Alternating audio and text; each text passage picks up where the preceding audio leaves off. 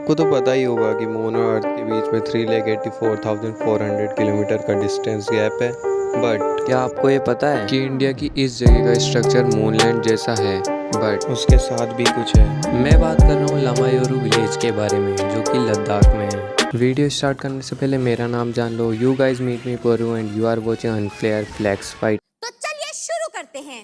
लद्दाख का लामायोरू विलेज, जो कि अपनी खूबसूरती के साथ साथ बहुत सारी अपने अंदर बातें छुपा बैठा है, तो चलिए उस पर नज़र डालते हैं। लामायोरू सबसे अलग है मूनलैंड के जैसा। लामायोरू मूनलैंड है ना, वो पूरा दुनिया में एक ही जगह है जो लामायोरू में इंडिया में, इसलिए वो इंडिया में अलग ही दिख रहा है मूनलैंड बाकी जगहों से।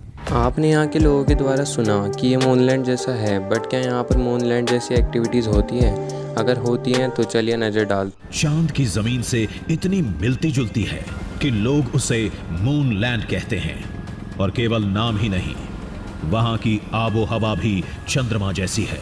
अगर रात को जाना होगा मून लाइट पे, तो वहाँ की जो टेम्परेचर है वो बहुत ही हाई है, गिरता है, मतलब गिरता है, तेजी से गिर जाता है। हाँ तेज़ी से गिर जाता है, तो वहाँ पे बैठना ही मुश्किल हो रहा है। ये हो गया हमारा दूसरा पॉइंट कि यहाँ पर का टेम्परेचर डाउन हो जाता है। बट क्या यहाँ पर पेड़ पौधे हैं? क्योंकि मूनलैंड पे तो कोई पेड़ पौधे है ही नहीं। मैं मूनलैंड के मुहाने पर खड़ा हूँ, यहाँ एंट्री गेट पर खड़ा हुआ हूँ, जहाँ ये मेन लैंड है और ये एक कदम बढ़ाते ही मूनलैंड है।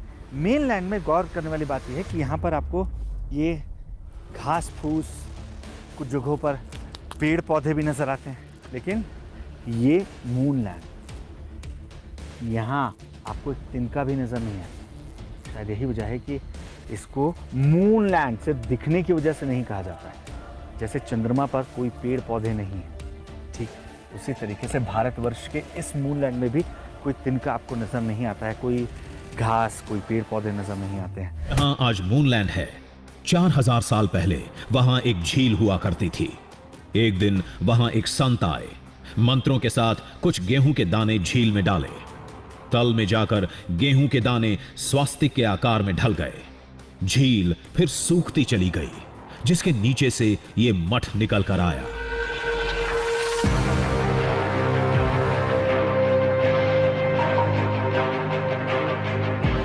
कुछ लोगों को यह पौराणिक कथा लग सकती है, लेकिन यह मठ पूरी दुनिया में युंगटुंग के नाम से मशहूर है, जिसका मतलब है स्वास्तिक का निशान।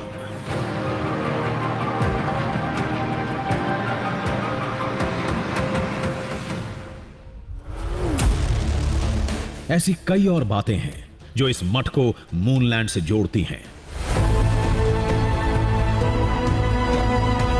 जैसे मूनलैंड की ये मिट्टी जिसकी पूजा होती है, और रात के वक्त मूनलैंड में दिखने वाली वो रोशनी जिसे मठ के लोगों ने सबसे पहले देखा था।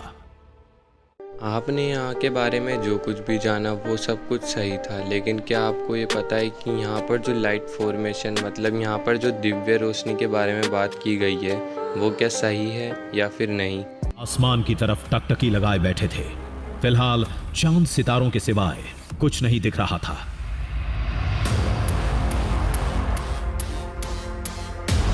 तभी आकाश में एक हलचल हुई। कुछ पल के लिए हरी नीली धारियां दिखी। मुझे यकीन नहीं हो रहा कि जो गांव के लोग बता रहे थे कि यहाँ पर आपको वो रोशनी नजर आएगी, वो रोशनी जो इस लोक की नहीं है, वो दूसरी दुनिया की रोशनी है। विदेशों में ऐसी रोशनियां देखने को मिलती होंगी, लेकिन भारतवर्ष में इसी जगह पर ये रोशनी क्यों देखने को मिल रही है, मुझे भी नहीं मालूम है। हमारी निगाह एक बार फिर आसमान में टंगी थी, शायद दोबारा कुछ दिखे। ये ख्वाहिश भी जल्द पूरी हो गई। आकाश में एक चमकदार लाइन दिखी, हरे रंग की। उधर देखो मदन, मदन, वो देखो ऊपर ऊपर, तुम कैमरा ऊपर दिखाओ बस। ये कौन सी लाइट है? एक सेकंड, मुझे अपनी लाइट बंद करने दो, मुझे अपनी लाइट बंद करने दो, तब क्लियर दिखेगा। ऊपर देखो, वहां देखो, दिख रहा है? कोई लाइट हरी है, कोई नीली नजर आ रही है, रंग बिरंगी लाइट। ये रंगीन लाइन कुछ देर दिखी, फिर गायब हो गई। आसमान में 2 बार वो रोशनी दिखी। तो आपने यहाँ पर लाइट तो देख ली, बट क्या ये लाइट दिव्य लोक से डायरेक्ट आती है या फिर इसके पीछे कोई साइंस है? तो ये हमारा आखिरी टॉपिक होगा ये जानने के बाद कि यहाँ पर लाइट का फॉर्मेशन कैसे होता है। नाइट्स में रंग बिरंगी रोशनियाँ जैसे कर्टन्स जैसे डार्जलिंग दिखती थी, तो उन्हें नॉर्दर्न लाइट्स बोला। नॉर्दर्न लाइट्स एक कुदरती घटना है। ये आसमान में उस समय नजर आती है जब सूर्य से निकली इलेक्ट्रोमैग्नेटिक वेव्स पृथ्वी के वायुमंडल में मौजूद ऑक्सीजन और नाइट्रोजन जैसी गैसों के कणों से टकराती हैं। ये रोशनी ज्यादातर पृथ्वी के उत्तरी दक्षिणी ध्रुव या उनके करीबी देश नॉर्वे, स्वीडन, फिनलैंड और आइसलैंड में देखी जाती है। भारत में इसका दिखना दुर्लभ माना जाता है, लेकिन जब ये दिखती हैं तो इससे अनजान लोग इसे दैवीय या दूसरी दुनिया की रोशनी मान लेते हैं। नॉर्दर्न लाइट्स बस वही होता है क्योंकि वायुमंडल में गैस बहुत कम हो जाती है जब हम ऊपर की तरफ होते हैं, और जब सूरज की रोशनी आती है उसमें जो चार्ज्ड पार्टिकल होते हैं जिसको आवेशित कण कहते हैं, तो जैसे ही वो अंदर आते हैं एटमॉस्फेयर में तो वो रिएक्शन करने लगते हैं नाइट्रोजन से, ऑक्सीजन से, और फिर ग्लो करने लगते हैं। तो ये लाइट्स ये एक जगह नहीं होता ये रिएक्शन, बिलियंस अरबों सेल्स में ऐसा रिएक्शन होता है। तो वो नॉर्दर्न लाइट्स, वो फिनोमेना को नॉर्दर्न लाइट्स कहते हैं। वो बिल्कुल हमें अरोरा इसको कहते हैं, अरोरा बोरियालिस या अरोरा पोलारिस, और सच में लगता है कि देवी कोई शक्ति या लाइट हमारी पृथ्वी की ओर आ रही है।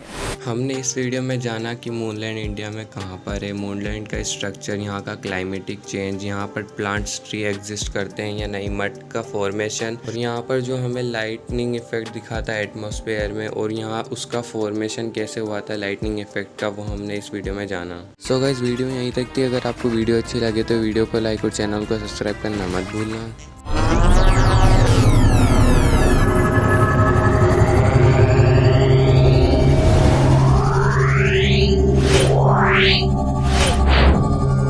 Yeah.